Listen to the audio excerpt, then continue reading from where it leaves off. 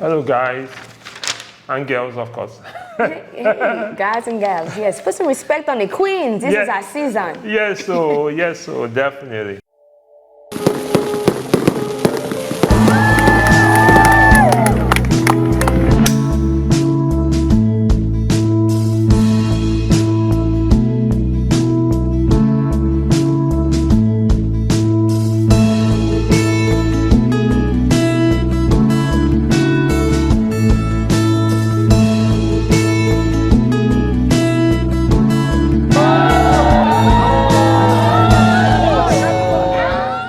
So hi, this is Olatunji 74stmedia. And it is so good to see y'all again. Awesome. Yeah, again, we're discussing this segment. It's a little bit technical, like we said in the last segment. You know, you want to know your camera. It's good to know your technical stuff too. So, how important do you think it is to know your camera, the type of camera you use? And basically talking about weddings. So on your wedding day, is it that important to know your camera? It's important, especially on wedding days, because you don't got time. You don't got time to be scrambling to try to get the perfect color. You just have to know your camera. You have to know exactly what you want to see. Otherwise, you're like, man, I can't get these settings right. You're just scrambling. So, I mean, I know you can add on to that. You know, you've been doing it, so what can you add to that? Yeah, it's so important. I think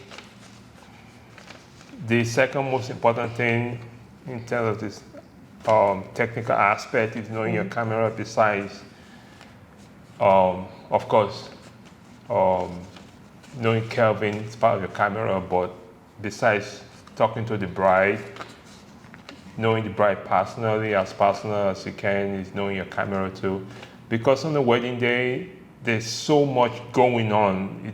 A lot of stuff will happen that they're supposed to know program. They tell the program what to know next, but they don't always follow the program guides.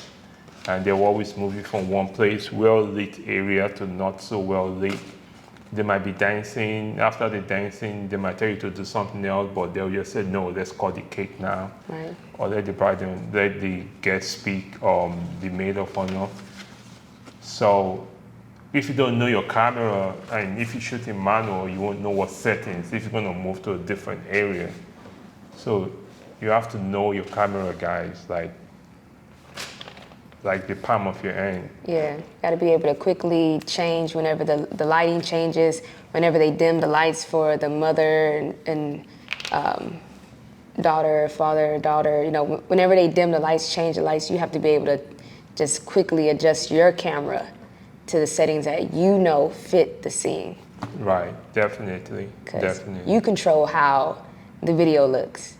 You know, anybody can hand you a camera, but if you don't know how to use it, if you don't know how to change the white balance, the f-stop, the shutter speed, the ISO, and we're talking about shooting in manual. If you shoot it in auto, okay, cool, you can shoot in auto. But if you shoot it in manual, you have to be able to like change the values on like 4 different, maybe 5, just different things. Right. You know. That I think so. That again, that's why it's so important.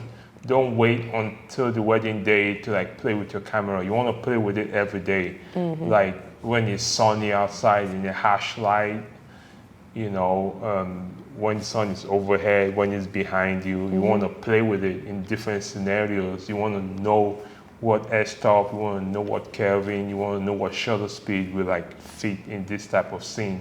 Right. And once you play with it so many times, it's like your baby almost. Right. It's like a relationship. You want to build your relationship with your camera. You want to be able to know what your camera likes, what white balance your camera likes in different lighting settings. You know, it's truly a relationship that you have to nurture. So even if you don't have an event, continue to practice going outside and, like Ola said, in different lightings.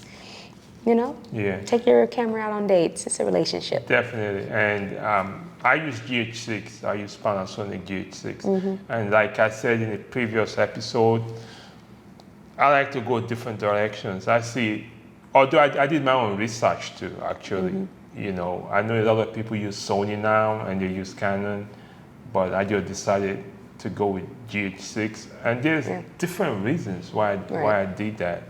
It's a good camera, great quality. It's a great camera. I love it. You know, so I know that camera inside out, guys. I know each buttons, what you know, so it's very advantageous. Right, and you know your camera, you know how to make it work for you. Right. To produce the high quality visuals, you just know. Yeah, so a lot of people just say, "Oh, you're using GH6. You're not using Sony. You're not using FS3 or FS6." Because my GH6 looks better than your Sony. I'm sorry. It does almost the same thing. You know, it's not about the equipment. It's about knowing how to use it. You know, having that knowledge on how to manipulate what you see. Right. Yeah. So, I mean, the point we're trying to make is use whatever camera that fits you. Just make sure you know it, you play with it, you know it like back of your hand. So, yeah. Build that relationship. Definitely. Okay, thank you so much. We hope you learned a lot from this episode. Actually, just rambling, basically. Just hope, you get something out of this episode. Basically, we don't know it all. We're just sharing our own story. Hope it inspires somebody out there to just go out and do it. Again, this is Olatunji, 74stmedia. And it's so. Thank you, guys. Thank you so much.